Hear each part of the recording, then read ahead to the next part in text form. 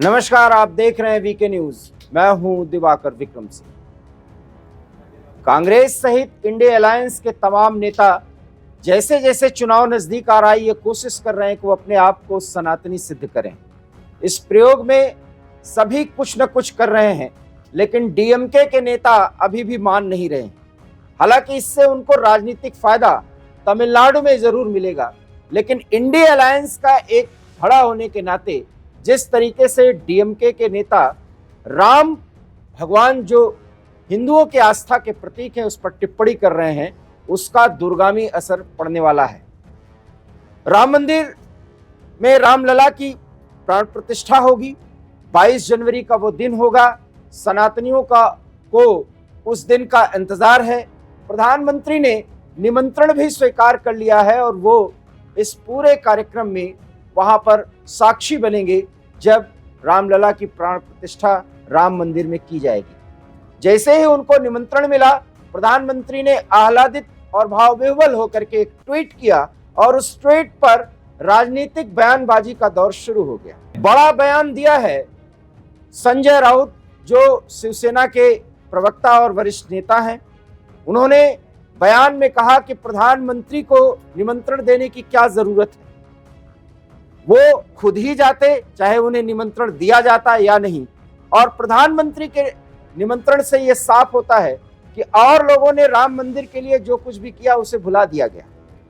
राउत क्या कहना चाहते हैं ये आप समझ सकते हैं, क्योंकि जब राम मंदिर आंदोलन हुआ था और बाबरी मस्जिद ढहाए जाने के समय शिवसेना की भी भूमिका को ये देश तो जानता ही जानता है, लेकिन संजय राउत ने किस तरीके से इस भूमिका में परिवर्तन किया, खास करके बाला साहब ठाकरे के न रहने के बाद, और उसमें उनका साथ दिया है उद्धव ठाकरे ने, ये भी भारत के किसी भी सनातनी से छिपा नहीं है। और अब संजय राउत ऐसे ऐसे बयान दे रहे हैं जिससे लगता है कि आखिर में वो कहना क्या चाहते हैं। खैर, उन्होंने बयान दिया, राजनीतिक बयानबाजी के तहत उन्होंने ये सब बातें कही, ये भी समझा जा सकता है। बोले तो कांग्रेस के नेता भी और कई लोगों ने बयान दिया, उनके भी बयानों को समझा जा सकता है, क्योंकि प्रधानमंत्री का संबंध जब भी किसी आमंत्रण, निमंत्रण या किसी भी कार्यक्रम से जुड़ता है तो इस तरह की प्रतिक्रिया आती है। लेकिन सबसे बड़ी प्रतिक्रिया और आपत्तिजनक प्रतिक्रिया एक बार फिर डीएमके के नेता की तरफ से आई है, जो ये कहने पे मजबूर कर रहा है कि आखिर में डीएमके के नेताओं से अब जवाब लिया जाए सार्वजनिक तौर पर। डीएमके नेता इलंगोवल, जो उदयनिधि के पार्टी के हैं, उन्होंने कहा है कि अब हम कर ही क्या सकते हैं, ये तो इतिहास को ही बदल दे रहे हैं और वहां पर मैथोलॉजी का सहारा ले रहे हैं। एक बार फिर इलंगोवल ने राम को काल्पनिक बताया, उन्हें एक कहानी का पात्र कहा।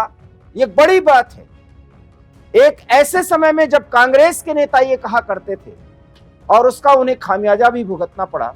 लेकिन उदयनिधि या डीएमके के नेता ये जानते हैं कि वो इस तरह का बयान देंगे तो उनको फायदा होगा तमिलनाडु में। उसके पीछे की क्या राजनीति है और क्या रणनीति रही है, करुणानिधि से लेकर के स्टालिन और स्टालिन के बाद उदयनिधि और उदयनिधि से जुड़े हुए अन्य तमाम नेता, जिसमें इलंगोवल भी शामिल है, उन्होंने ये कह दिया कि काल्पनिक पात्र हैं, माइथोलॉजी का एक विषय है और माइथोलॉजी को सामने रखा जा रहा है, हिस्ट्री को भुलाया जा रहा है। बात यही तक नहीं थी। राम भगवान जो हमारे आस्था के प्रतीक हैं, इतिहास से भी परे हैं और सनातन से जो भी जुड़ा हुआ है वो भगवान राम को इतिहास से बहुत ऊपर का मानता है।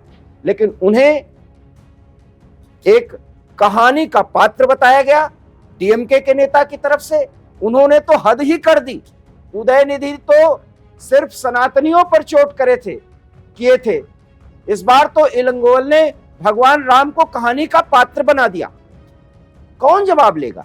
इस तरह के बयान आते हैं भारत के लोकतंत्र में और सनातनियों के आस्था के साथ हर बार खिलवाड़ किया जाता है।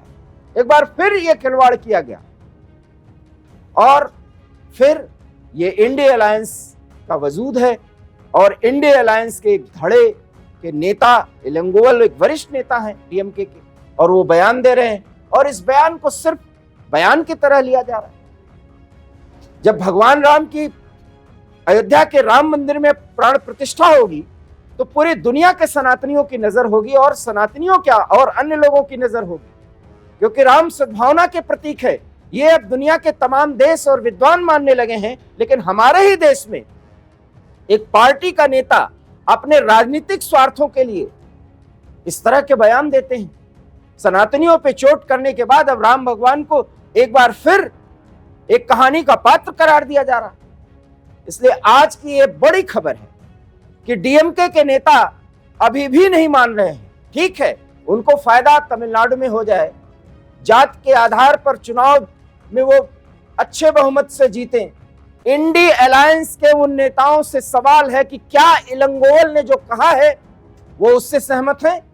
ये जवाब तो अब राहुल को भी देना पड़ेगा, शरद पवार को भी देना पड़ेगा, ये जवाब तो ममता बनर्जी को भी देना पड़ेगा, क्योंकि इस तरीके से सनातन पर चोट करने के बाद अगर कमलनाथ मध्य प्रदेश में मां सीता के मंदिर को बनवाने की बात कर रहे हैं तो जवाब तो उन्हें भी देना पड़ेगा, क्योंकि वो मध्य प्रदेश के भावी मुख्यमंत्री ही नहीं, कांग्रेस के वरिष्ठ नेता हैं। बहुत कोशिश करने के बाद भी इंडी अलायंस के एक रैली को उन्होंने रद्द करवा दिया, तो अब इंडी अलायंस से डीएमके को अलग कर दिया जाए, ऐसी मांग कमलनाथ क्यों नहीं कर सकते? ये सनातनियों का सवाल है। लेकिन क्या मजबूरी है कि डीएमके के नेता समय पर अनाप शनाप बयान दे रहे हैं और इंडी अलायंस के कानों में जू तक नहीं रेंग रही। लेकिन प्रधानमंत्री ने निमंत्रण स्वीकार किया। स्वीकार करने के बाद भाव विह्वल अंदाज में उन्होंने ट्वीट किया आज सुबह, और उस ट्वीट के बाद बावेला मचा। एक बार फिर कट्टरपंथियों को खुश करने वाले इंडी अलायंस के धड़े के नेताओं के कुछ बयान निश्चित रूप से उसे देखे जाने चाहिए। खास करके डीएमके के नेता इलंगोवल का बयान, जिन्होंने भगवान को एक कहानी का पात्र बता दिया है, इसका जवाब हर एक सनातनी पूछेगा, और इस जवाब के लिए वो जो कुछ भी कह रहा है उसका उत्तर अब मिलना चाहिए। ये सवाल भी है, जवाब भी है, 140 करोड़ के आवाम के आस्था का प्रश्न है। आप हमारी इस खबर से कहां तक सहमत हैं, अपनी राय जरूर दीजिए। देखते रहिए वीके न्यूज, क्योंकि यहां खबरों का सिलसिला कभी नहीं थमता। मुझे दीजिए इजाजत, नमस्कार। वीके न्यूज, राष्ट्र के नाम।